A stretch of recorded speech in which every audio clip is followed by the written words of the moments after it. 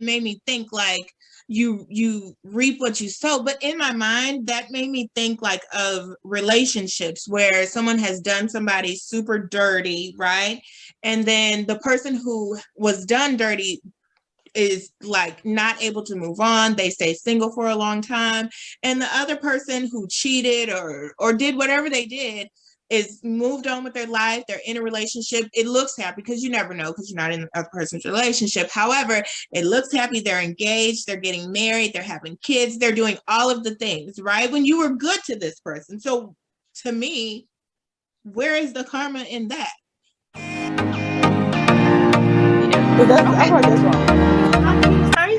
I have a girl code that I think He can't everybody like, will he probably can't like, I don't care if it's a picture of the dog on the page. Nobody better like it. Like, I feel like you should look at it like, I deserve this. Yes, this is my money.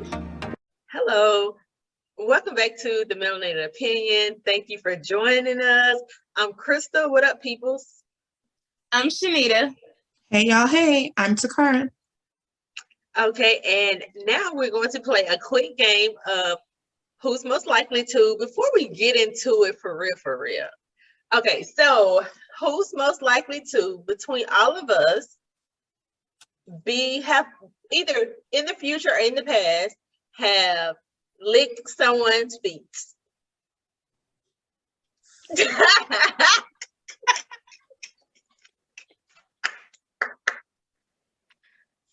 Girl.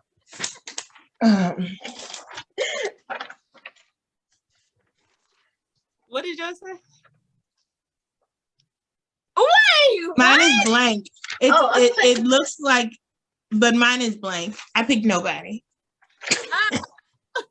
I don't know if that's fair or not, but okay. So I picked Shanita and Shanita picked me. And yeah, I don't think, unless you got something you want to say. No. Out of me. I'm like, Chris, have you licked somebody's feet? Maybe no. If I have, it was a long time ago. Guys' feet are usually crusty, so I don't know. So funny story. And I mean, we could tell this because I don't care. So funny story, guys. No, I haven't licked anybody's feet. But there was this neighbor years ago. This is many, many years ago. That, I thought he was so fine. And, like he and I, we were cool and we exchanged numbers and everything. And then one day he was like, come hang out. And I was like, oh, okay. And I did. And he was like, so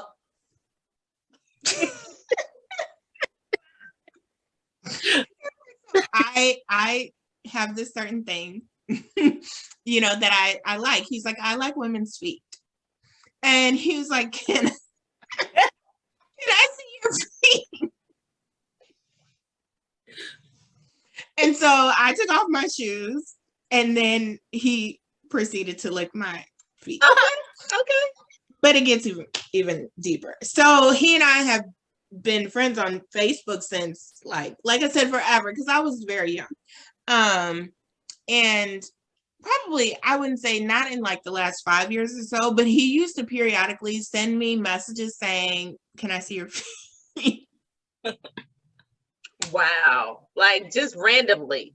Yes. And in my mind, right, I'm not judging people with fetishes. I'm really not. That one is not for me. But it just was super uncomfortable. I won't say anything else. So you should charge him for them pictures. That's what I was going to say. Send me your picture. I mean, back then, yeah, no, like I just like, dude. Want to see my feet? 25. But at this point, it's a thing. Like they have what is that site that people do different things? Yeah. Yes. Apparently, he probably could go there now and get his fix. But maybe it's just like yours, though. No. He said it was a thing for him. Yeah, but if he keep asking about yours, then I think it was just a thing, and because I think I was not fully aware of what his intentions were. You know, he probably thought I was signing up for the bull, and I'm not. So, like, I don't know if you want to answer it, but okay, you show him your feet. What did it do for him? Oh, I don't know. You'd have to ask him. Apparently, something because he kept wanting to see them. So I don't know. Are you asking? Did she notice anything? Is that what you're asking? Like, Okay. Yeah, like it was a turn on for him. Yeah, but she's talking about a little further than that, though. Oh, I don't know, because it just, from me, it weirded me out too much to even after that. I was literally like, hey, how you doing, neighbor? what was that? Was it Fresh Prince? I think where somebody had a foot fetish. Yeah. Never mind. Okay. Oh, I was like, I don't remember who.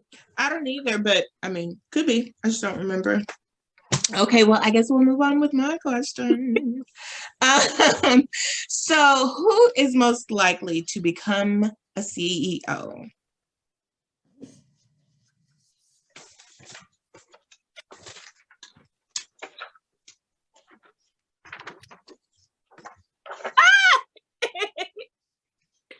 What is? Yeah, her too, for sure. Yeah. Why'd you pick me? Because you just seem very like professional minded, and very like goal oriented.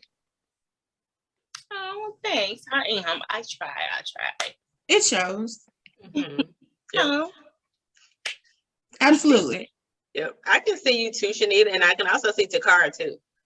Yeah. Maybe. You know, maybe. But Melissa for sure too, because she's very goal oriented. But at the same time, I think the reason why I didn't pick Melissa is because Melissa, like that 9 to 5 situation, she's not here for it. So that's probably the only reason why I didn't pick her. Anyway, okay, well, that was our who's most likely to. That was very interesting. Melissa, you missed a good one.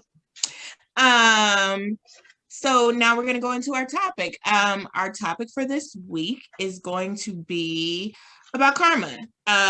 You know, what do you think about it? Do you think karma is real? Do you think karma is instant? Do you think karma is like, you know, just what are your thoughts on it? So who wants to go first? I absolutely think it's real, Mm-hmm. and I have seen it come into play to a lot of people. And it's just like, you know, I didn't even get any pleasure out of saying I knew it was coming. It's just like you could have avoided this if you would have just did the right thing. Mm-hmm. But a lot of times I don't think it's instant. The only instant karma I can think of is when somebody laughs at somebody that trip or fall, and then the next thing you know, you end up tripping or whatever because you can laugh at somebody else. But other than that, I think it takes a while. It's almost to the point where you forget what you've done to somebody else, and then it hits you. Or sometimes it comes. So, do you mind sharing what happened that you saw that was like almost immediately? Almost immediately. That's what I was saying. Like, well, that's happened to me where I'll be laughing because somebody tripped down the stairs or something. You know, you be walking with somebody and they trip and then you end up tripping. Like, you always supposed to ask them, are they okay first? That takes away the karma, girl. And then you laugh.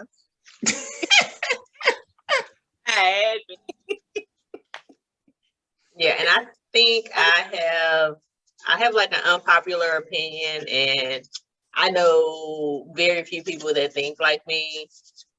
I don't believe in karma. Really? Why? Because I haven't seen anything that makes me think that karma exists. I believe in cause and effect. Like, okay. If you rob a bank, you may get arrested. If you eat too fast, you may choke. Outside of that, I don't have anything to make me think that karma actually exists. I also feel like, you know, it's a choice in our thoughts that we choose to think that this is karma.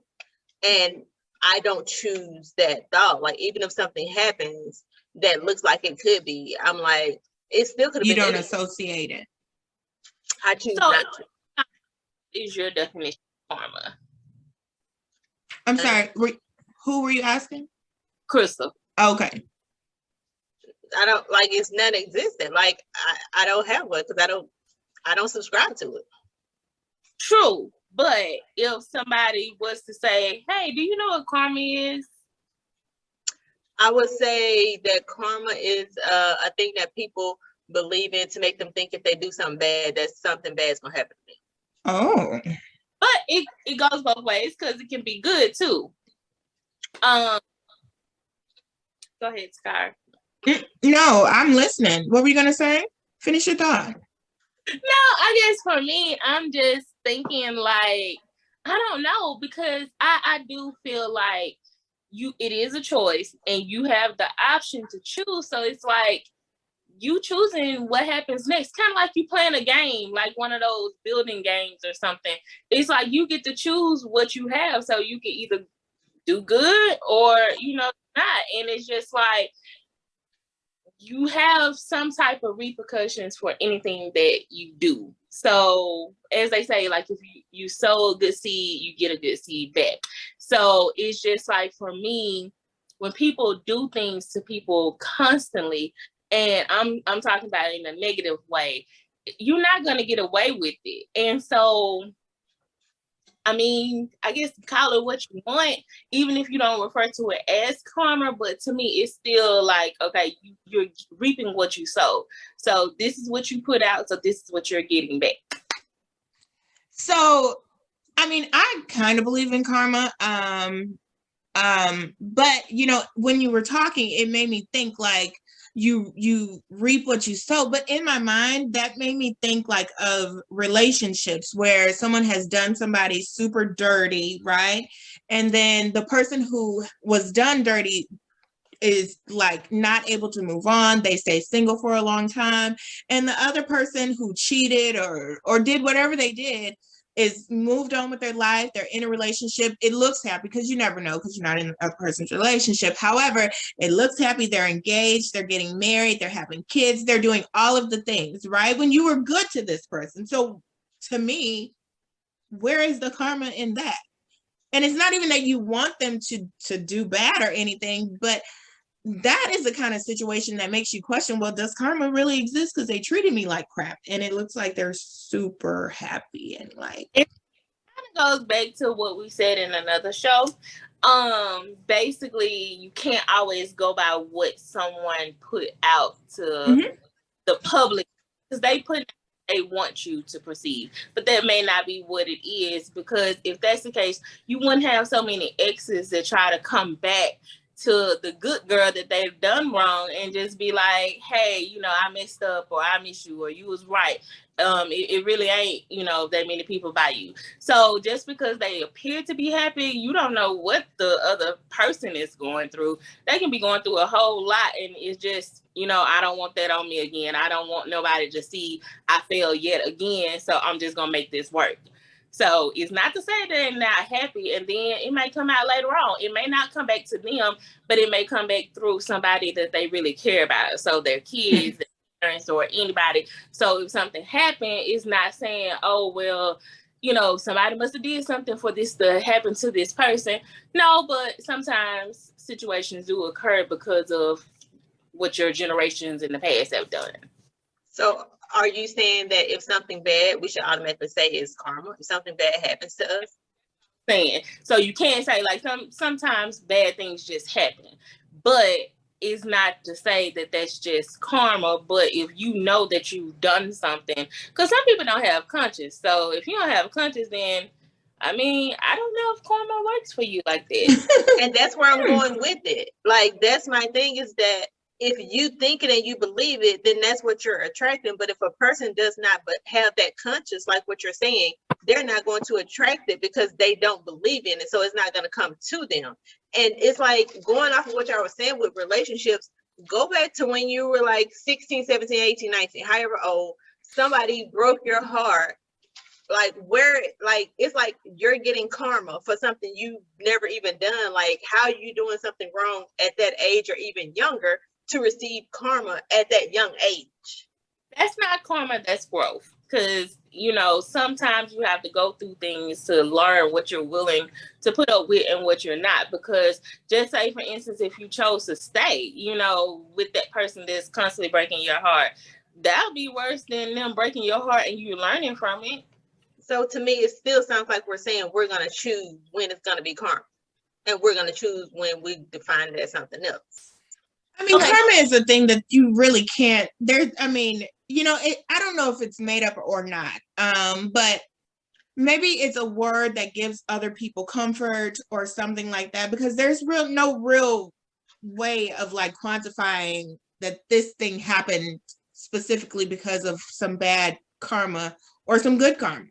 You know, I think this is again an individual personal thing where if that's what you subscribe to, then you can use that to relate certain situations that happen. And if you don't, then it's not even a thought or a consideration. When things happen, you just assume that, like you said, it's cause and effect. And I guess let me give you this example too. I know this person that was constantly cheating on everybody that they're with. Like every time they get in a relationship, they're cheating on that person, but they move on. Like how you were saying, you know, they move on, but you're leaving that person devastated. And it's not the same person over and over again. It's literally like different people. And so, but they have finally started to disclose a little bit to certain people that they're miserable, they're depressed, you know, they got a lot of stuff going on. So they're not happy, but, you know, to other people, they thinking they are. You're not getting nowhere in life, and you wonder why you're stuck in this rut. You wonder why you're going through what you're going through. It's because this is what you're constantly doing to other people. So it's like until they stop and make a change, then their life is not going to change. So but can we look at that like it's growth? Like they just have to go through that to grow? Why not? Because they've been growing for years. It's like, what are you learning from it? Nothing. Because what you do, you hurt this person and you turn around and you go hurt another person. And it's like you don't, I mean, you're not moving, you're not growing, you're not going, well, you're actually going backwards, if anything. So really, I think you guys actually think this, like I said, do think the same. You just call it two different things. Like Crystal said, you know, you may call it karma if somebody goes to a bank and robs them. You may say, well, your karma sent you straight to jail. Crystal may say, well, your cause and effect, your action and your reaction, your action of robbing the bank caused a reaction of you going to jail. You know, no, mine is related directly to a situation.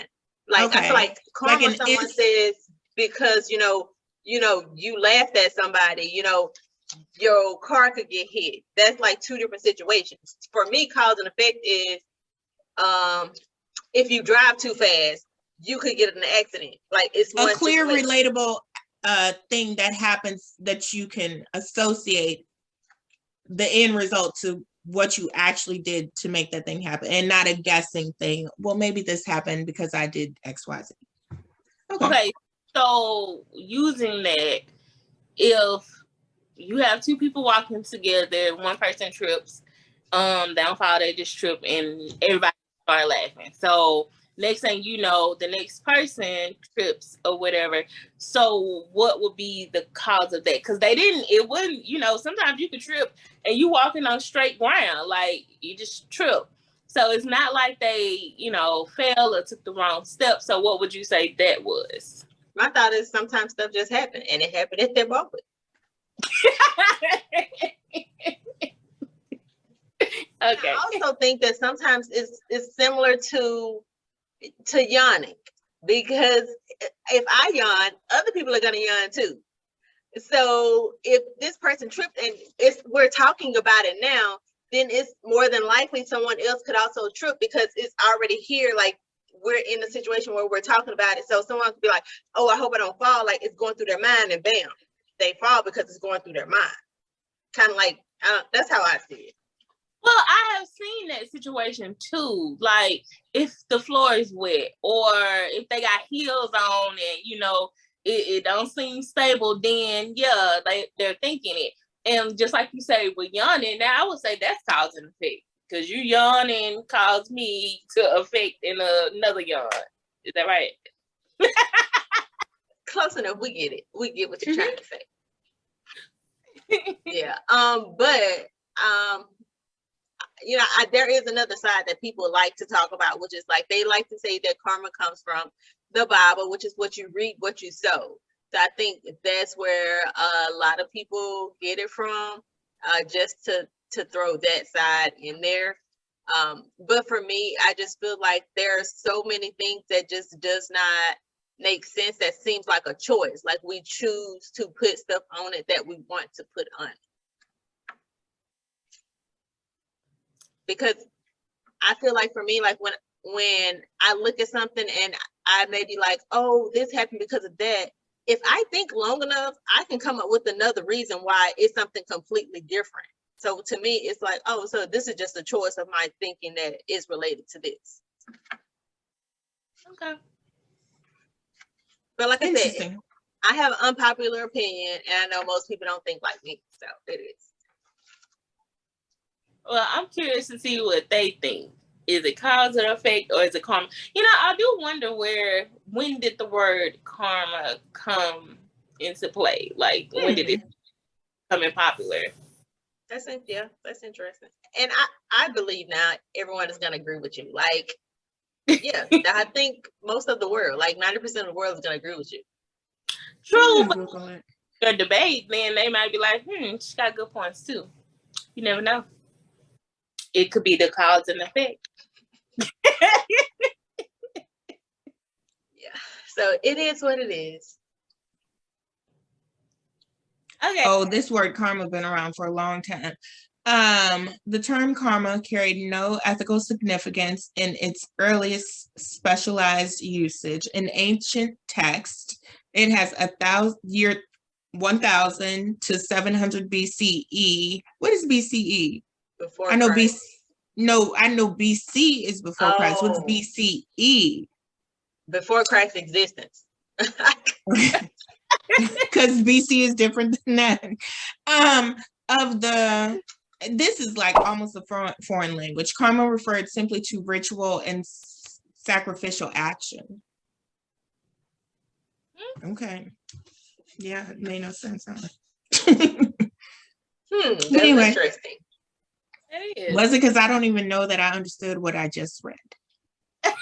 It is. We have to look more into it. But yeah, well, if it says that it's ritualistic, then that means that, to me, someone is making a choice to say that we're gonna do a certain thing as like a payback, or maybe even to keep bad things from happening to us, or because we feel like this person deserves it. It sounds like people are making a choice to do things. Yeah, that's what that definition sounded like. Yeah. It sounded like almost like a form of punishment or reward as a ritual because of something that was done. And then people just got lazy and just assumed that it just come to them on its own and they didn't have to do the work. Well, I mean, but you know, like they say the Bible is kind of like you didn't have to do all those things in the beginning. So once Jesus died, you know, they say that you know, it's more immediate. So that takes away all the sacrifice and all those things.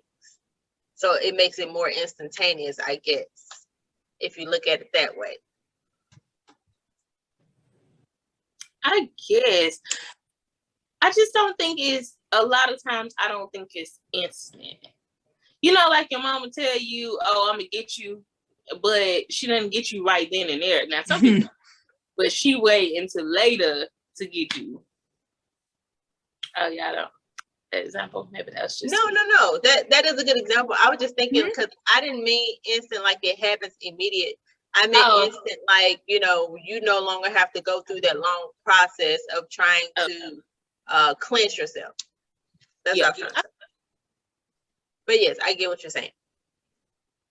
Okay, that was an interesting topic, but we do have a letter, and it says, "Hey everyone, what are some of your go-to life hacks? I feel like I never have enough time in the day Any tips on how to make the most of your time? Yours truly, Lost in Time. Oh, okay. I say one thing that I can think of immediately is that if I know I have to get up early, get your clothes ready the night before. That's what I was gonna say.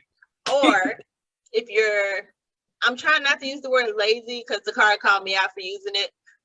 Instead of saying lazy, if you want to, do things without having to actually move, mentally think about what's in your closet before you get up. So you just go straight to it and you don't have to worry about what you're going to put on. So plan things out ahead of time. And then, that's the first. So to piggyback off what Crystal said, yes.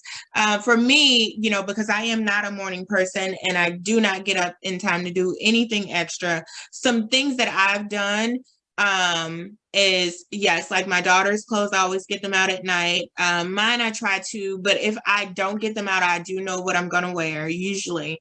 And then another one, this is not going to work for everybody, but for me, these braids, for me and for my daughter, honey, when I tell you, not having to comb hair in the morning before school and work is a life hack that I'm gonna stick with as long as I can. We gonna rock these good old braids all summer long because I ain't trying to comb no hair, not like in the morning and we don't have much time. Another life hack would be, I don't know. I'll think about some other ones that I do. Shanita, what do you have? Those are some good ones. I actually was gonna say both of those as well. I do the like mental visualizing my closet. I do it when I'm in the shower. I don't think I do it when I'm in the bed. It's mostly like when I'm in the shower, I'm thinking about what I have.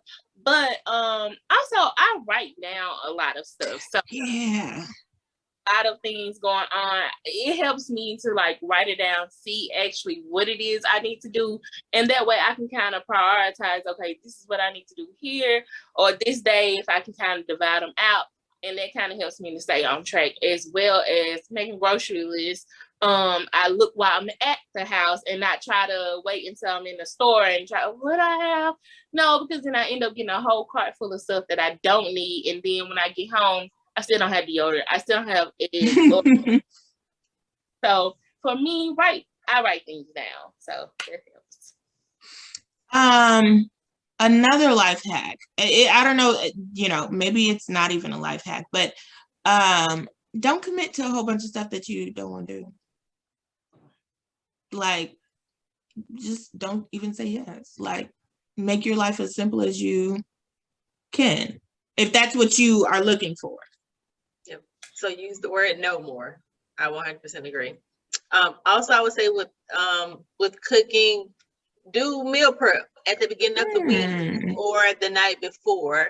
Do a meal prep, and like Shanita said, you write it down. So even before you go to the grocery store, you know what you're going to have for the week that you can cook on a Sunday or whenever, or even the night before. So I say meal prep.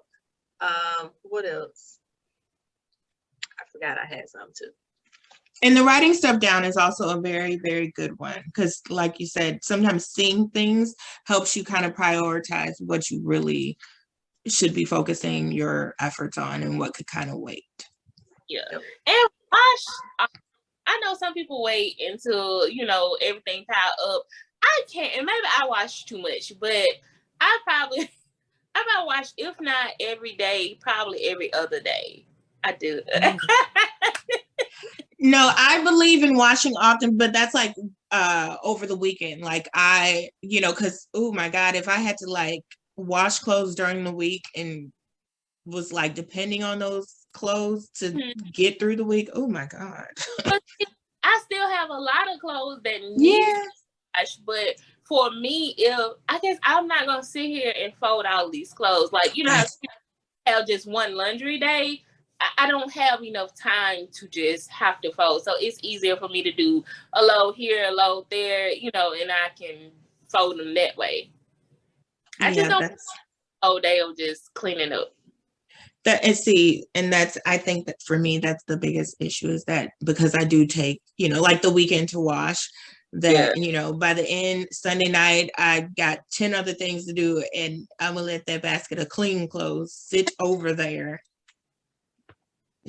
until next weekend, because whatever. But they're clean, so we can still use them. Right. It's a lot of people that live out of the basket, like just pick the clothes up and never fold them. So, or live out of the dryer, just leave it in the dryer and go get it when you need it. Look, that just made me think of another life hack. I am not one for ironing unless I have to, but if you put them clothes in the dryer, like for a good 5 minutes, like while you're in the shower, you get out, them things are good to go for the most part. Some things that it doesn't do so well, but but a lot of things, like if you put them in the dryer for a few minutes, they good. Yep. Anyway, we gave a lot of little life hacks. We hope that you can take something from them. Everything may not work for you, but hopefully some things will work for you. We also had a very interesting who would do it, or what would we call it? Who's most likely to. We talked about a feet story. Somebody did. We won't talk about who. And we talked about karma. And some of us believe in it and some of us don't. So we hope you enjoyed the show. If you have some karma stories, share them with us. If you don't believe, share them with us too. If you've had somebody with some little feet fetishes, tell us about your story. Girl, we want to hear. So anyway, we hope you enjoyed our show. You can reach us at The Melanated Opinion on Facebook, Instagram, and Twitter. So we hope to hear from you soon. And thank you guys for watching.